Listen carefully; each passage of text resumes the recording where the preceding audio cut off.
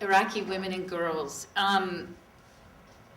This is something that's very close to the International Rescue Committee, because very early on in our interventions within Iraq, Jordan, and Syria, we saw that the plight of women and young girls is very precarious and very dangerous. There are definitely thousands of Iraqi women that suffer from physical, sexual, and psychological abuse in the region and inside Iraq. The Kurdistan government themselves has recognized this. They have started statistically documenting the increase of honor crimes, sexual abuse, and domestic violence. It is typical in conflict situations and refugee situations, even urban settings, that violence against women and children dramatically increases due to the absolute frustration and lack of access to regular employment, and the roles are often reversed. Women are being sent out to work, and they're the primary breadwinners, and men, it's too dangerous for them to go out to work in fear of deportation or arrest, and therefore many roles have switched. And the frustration of adapting to all of these drastic changes often, unfortunately, people respond with very violent actions. And women and children have increasingly been targeted through these acts of violence. There are two key reports that I strongly encourage you to read that came out this month, March 2009. The ICRC's report about Iraq, Women in War, and the Oxfam report of women within Iraq.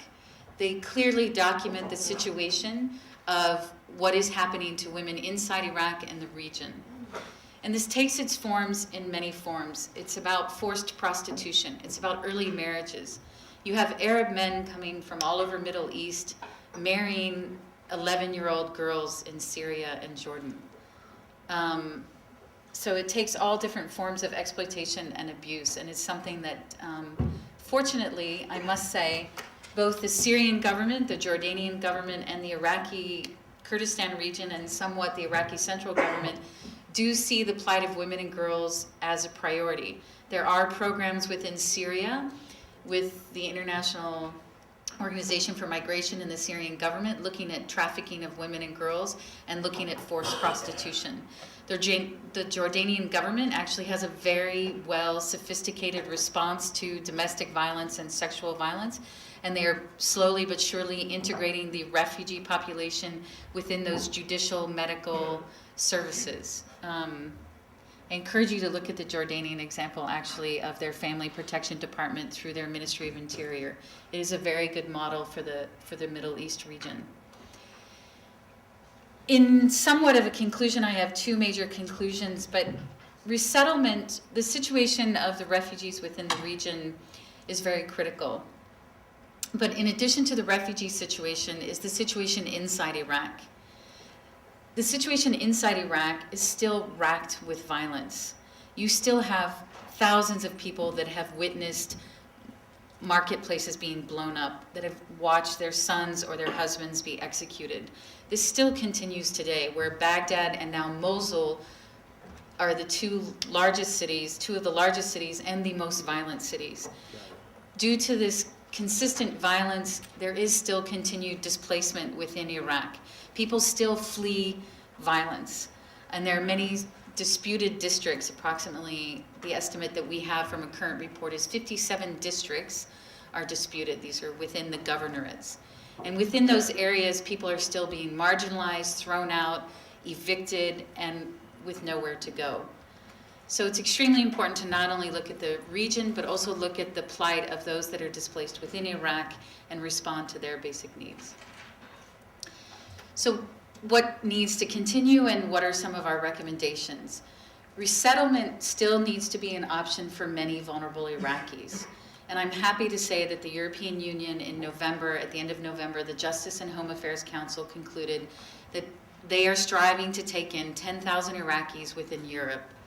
It's unclear of the timeline in which they will take in those 10,000 Iraqis, but it clearly looks like they're striving to complete that by 2010. Germany has already committed to 2,500, and I believe today the first family departed Jordan for Germany to resettle in Germany. France has already taken 500. Sweden is one of the most generous countries that have taken in many Iraqis, not only through the asylum system, but also through resettlement. So resettlement needs to remain an option for the most vulnerable. It is a durable solution that offers the most protection. Secondly is those Iraqis that do, unfortunately, through very difficult circumstances, smuggle themselves or land in Europe and seek asylum, still need fair treatment through the asylum process. And that asylum process needs not to be neglected throughout Europe. These recognitions of their asylum claims need to continue, and it actually needs to increase. We have seen a downward turn in accepting of asylum claims from different European countries when it comes to Iraqis. There also is still a wide, it's a luck of the draw. If you're an Iraqi and you land in Greece, you still have a 0 to 1% chance of being recognized as a refugee. If you land in Austria, you have an 80% chance. That needs to equalize itself more toward the basic fundamental human rights of refuge. It also, I would encourage a strong recommendation from the International Rescue Committee, is that the European Union, the member states, negotiate and really discuss with Syria, Jordan, and Lebanon about the status, the legal status of the Iraqi refugees. At the end of January, actually, King Abdullah of Jordan made a very broad, sweeping, positive statement about accepting Iraqi refugees and finding and regularizing, he said, if I can translate it like that, of giving them some type of residence status. It was a very open statement. It was in all of the press. It was in the Jordanian Times. The European Diplomatic Corps needs to seize that opportunity with the Jordanian government to see what type of legal temporary protection that they can offer these Iraqis and open up the doors to employment. We actually would save enormous amounts of money if Iraqis had gainful employment. The Jordanian government, the Syrian government would also get more through taxes, and there would be less of a burden on the international community's humanitarian budgets. It also needs to be stated and restated, and I was very happy in the European Council Justice and Home Affairs conclusions that they came along with the statement that it is very clear it is still unsafe to return to Iraq. There are still daily, if at least weekly, bombings and explosions and kidnappings and abductions and murders throughout Iraq. The status of human rights throughout Iraq is extremely precarious and almost non-existent. People are constantly marginalized, discriminated against on various levels. Torture is still used as a regular tool throughout Iraq. So return needs to be looked at very carefully, because also if you meet many of the refugees throughout Jordan, Syria, and Lebanon, they come from mixed families. Sunni, Shiite, Mandean, Christian, it's just a long list of different mixtures, and unfortunately their neighborhoods, when they want to go back to Iraq, have now been ethnically cleansed, and they're either 100% Sunni, 100% Shiite, or 100% Christian, and they no longer have access to their fundamental property. And this is a puzzle that needs to be very carefully looked at. Can you please conclude? Yeah, I'm concluding. In addition, I think that programs need to target very carefully women and girls. Their situation and the violence that they're experiencing, and the fact that there are millions of now new widows within Iraq, and that so many young girls have been exposed to varieties of violence, that it's very clear that more targeting needs to happen toward women and girls.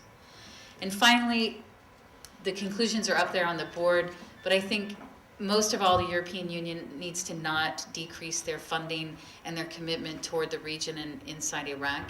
And in addition, I think the Iraqi government needs to look more carefully at its funding and where that money is going.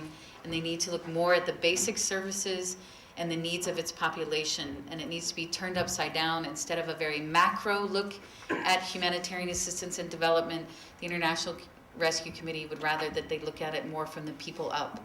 That you start very much at the basic needs of the people and move forward from there. Thank you.